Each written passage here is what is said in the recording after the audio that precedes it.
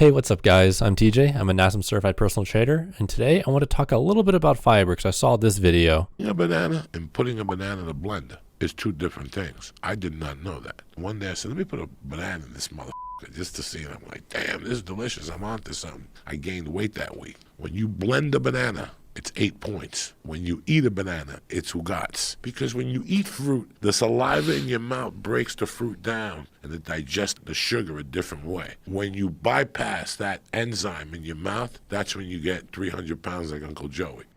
Now, I was really interested in this video because I have a smoothie almost every night with blueberries and strawberries that I put in a blender and turn that into a protein shake. So when I saw this, I wanted to look more into it to try and figure out if I'm actually losing a lot of the nutrient value that I get when I blend up fruit in a smoothie and drink it that way instead of eating it normally. Or maybe putting in, what I used to do, I was just have like a oatmeal with my protein powder, and then I'd put like fruit on top of that, whether it be bananas, blueberries, strawberries, and then I'd eat that normally with the oatmeal and the fruit on top. And I came across this article that kind of goes through all the, and it seems to be a pretty common thing that people think and believe or people just claim without really knowing. So this person wrote an article about it, and I've highlighted a few key things. First, she kind of goes over the basic nutrients, which is carbs, proteins, fats, and then these are probably the ones more people don't talk about as much, which is vitamins, minerals, and water, where the top three are almost always seen as macros, or your macronutrients, the ones that provide you energy and calories throughout your day, while the micronutrients, the bottom three here, they don't really provide you energy, but they give you give your body like essential things it needs every day to operate and to function. And fiber is a type of carbohydrate, but fiber is a little bit different because your fiber is not able to be digested. Does blending destroy the nutrients? And then in short, maybe a small amount, but nothing you should ever really be concerned with. And then blending causes increased oxidation of fruits and vegetables, which cause nutrient loss. So if you think of like cutting an apple, it'll begin to brown. That's because it's beginning to oxidize and nutrients are being lost. So while it's technically true, it's not as dramatic as people will make it out to be. And also, not all nutrients are antioxidants.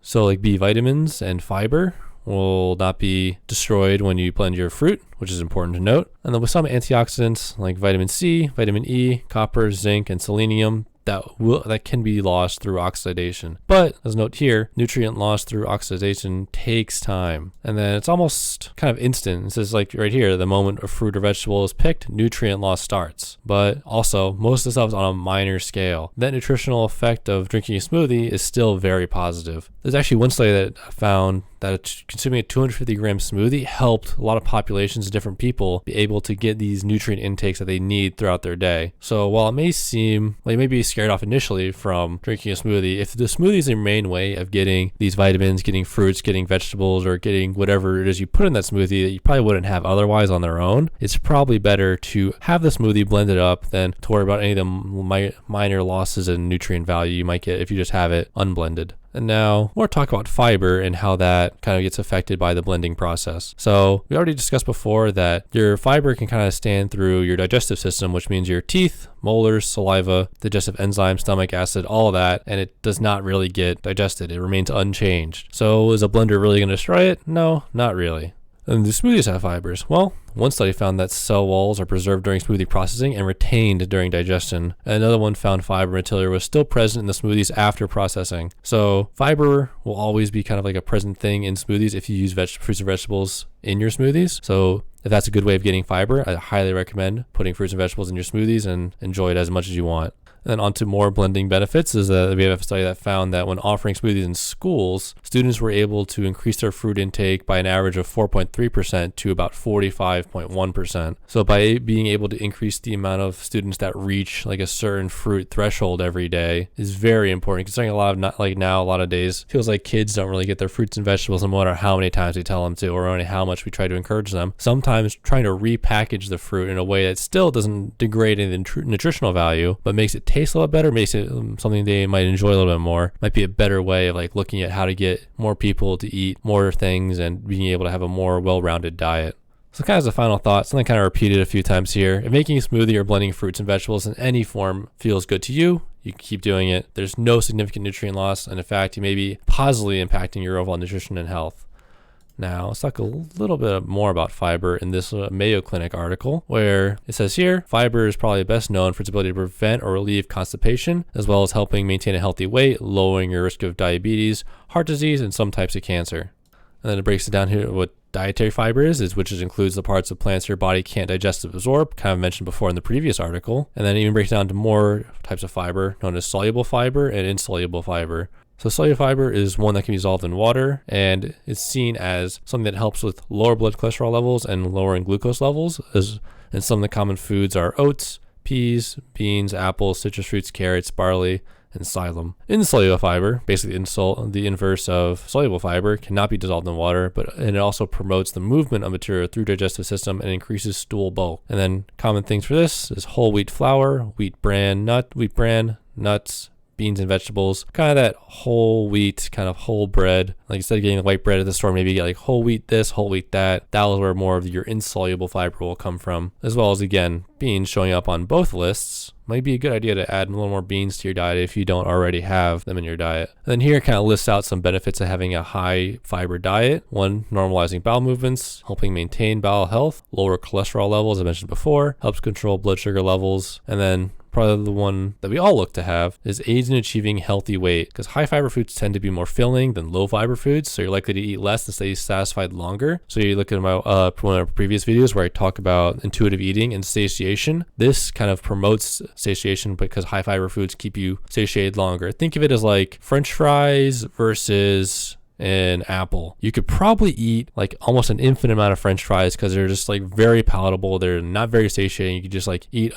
like so many of them. But an apple, you probably can have a few if you're really hungry. At a certain point, all that fiber and like all that, like the volume of food you're gonna be eating from the apple is gonna be pretty filling. You're not gonna be able to eat that much. And an apple on average is like maybe 100 calories depending on the size and the weight of the apple. While I don't know, like an order of fries at McDonald's or Wendy's is probably like a couple hundred calories easily. Like like that's probably like a medium or small, not even mentioning a large, where if you get like a couple servings of a large French fries from those places, you could definitely eat just that as your meal or snack with like not even a second thought, and you might even get full or satiated at all from that. So one good example of this might be replacing those French fries with like a baked potato, where baked potato doesn't have like all that frying and processing that French fries go through, and still keeps a lot of the fiber that a potato has. And then lastly, it helps you live longer because it helps reduce risk of dying from cardiovascular disease, as well as like a lot of cancers, or all cancers actually, it says here. And then some of the daily recommended for adults is if you're age 50 or younger, about 38 grams. And then if you're over 51, about 30. For women, it's 25 grams if you're 50 and younger, and then 21 grams if you're 51 and older. And then relisting some of the choices we talked about earlier: whole grain products, fruits and vegetables, everyone always talks about,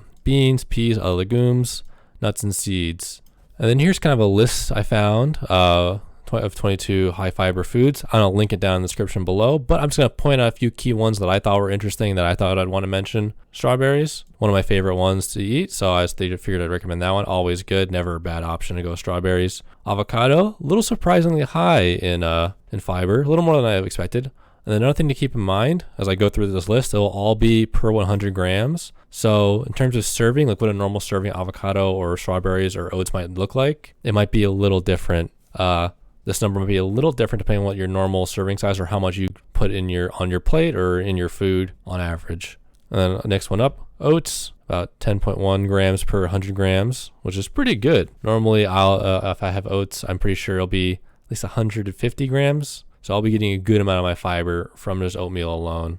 Next one I mentioned is lentils. Lentils is pretty high in fiber. I think it normally gets mentioned in more like vegan circles and isn't really promoted much normally, even though a lot of people do know it's probably good and healthy for you. I think a lot of people just like don't have it or don't think about it as much as an option normally, but it is definitely a really good option to have. Chickpeas, another really high fiber food. Didn't really think of it as like a high fiber food, so I was like normally a good health food, but it's very high in fiber and it's probably something you should check out. So if you're a big hummus person, this may be a good way of getting more fiber in your diet by maybe having a little more hummus here and there. Now, next one surprised me is popcorn. I didn't expect popcorn to be high in fiber, but one thing to keep in mind is that's probably a little more higher in calorie than most of the other foods, because a lot of people normally add like fat or maybe it's like some kind of sugar, and this will kind of degrade kind of the fiber to calorie ratio. But if you like popcorn and you don't really mind, or you don't really care about necessarily the total calories you get for the day, and you just need a little more fiber in your diet, or maybe you're a little low on calories and you need to eat a little more, popcorn could be a way of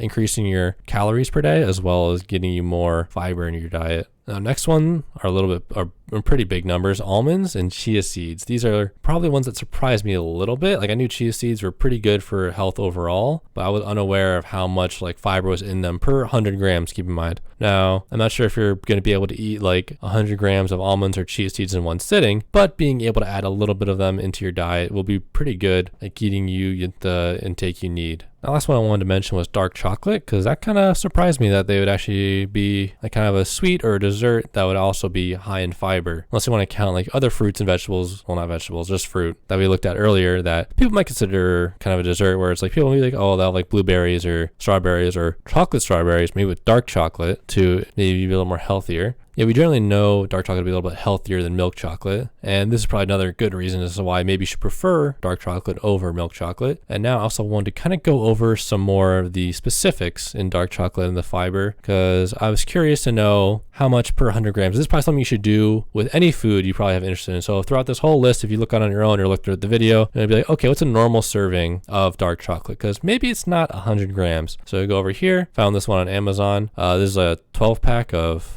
I'm not sure to say this brand, but it's this brand. And you look over here, it says it's about 30 grams per serving. And if you kind of look down a little bit on the list where it says carbs, it's like dietary fiber per serving, it'll be 4 grams, which is not too bad. And if you have the whole thing, that'll be 12 grams. But also keep in mind of the calories. So it'll be 4 grams of dietary fiber per 170 calories that you'll get from this chocolate. And this is the 92% dark chocolate. And I think in the article it said it goes from 70 to 95%. So I tried to pull up one that was 72% to look at the fiber here. And this one is a little less, but also the grams are a little less. So this one's 25 grams. This one's about 30 grams per serving. So you can see it's about equal in terms of the fiber, but also keep in mind when you look at this one, a little more sugar, 11 grams here. This one only had 9 grams of carbs, but only 2 grams of sugar. This is carbs, sugars here, added sugars here. So it's definitely a decent amount more of added sugars and sugars in total. But if you really can't stand the taste of like this darker chocolate, 92% is pretty dark, probably more dark than most people are willing to like tolerate, and you want to go for maybe a tiny bit of a sweeter one, this can be an option, because if you look here as well, the calories aren't drastically that much more, and a lot of that can maybe be attributed to, I don't know, just being a little bit less in weight, maybe a few different things in the formula. But if you're looking for maybe a little bit of a healthier like treat at night, or you want a little bit of a dessert, maybe getting a bar of like dark chocolate, melting it over some strawberries and eating that'd be great. I kind of ended it with someone reacting to the video we saw earlier, kind of him giving his thoughts. Most people aren't just eating a blended up banana. That blended up banana probably has milk, probably has whatever one would put in a blender to make a smoothie. Now back to the video. He said he gained weight the week that he chose to eat a blended up banana a couple times that week. You know how many other variables would even need to be considered for us to make that assumption? Was he tracking his other calories or other points for that matter? Was he as active that week? Was it water weight fluctuations? Was it more stress? You see what I'm saying here, guys? Eating a banana and blending up the same banana that you would have eaten, only put it in the blender, are exactly the same thing except for the texture. But now turning it on you, how many of us have made the mistake of jumping to the conclusion that something caused us weight gain without taking into account the other variables in the equation? Yeah, so what he's saying here is really true and very important, especially when it comes to only looking at 1 week. 1 week is a very small time frame for tracking like what caused or didn't cause weight gain or weight loss, because weight gain is really something that you should track over a longer period of time, where you probably can't really get an accurate view of whether you're losing weight over maybe like a couple months, which feels a little dissatisfying to hear. But if you're like, oh, I'm gaining weight over like this week, it's like, well, 1, how much? And then 2, like what's been going on that week? Maybe you're eating a little bit more, maybe you're not being as active that much. Maybe there's like a lot of things that can be confounding, and just trying to like be like, oh, this is the week I started doing this, so it has to be that. It's like not always how it works, because there could be other things that are changing in a very minor way that could cause like very slight increases or decreases in your weight, and you just don't know it. And then like those little things build up. So putting it on a banana, where I also mentioned before, where you put other things in this smoothie, that's not just the fruit, it's also milk, maybe it's sugar, maybe it's like other things that are adding more calories than you expect, like protein powder. And you can be like, okay, I'm just eating fruit and a little bit of this, and the calories should be X, and you're not really like paying attention to what the calories actually will be. That can cause you to be a little thrown off by how many calories you're actually eating per day. Well, that's all I got for you guys today. See you in the next one.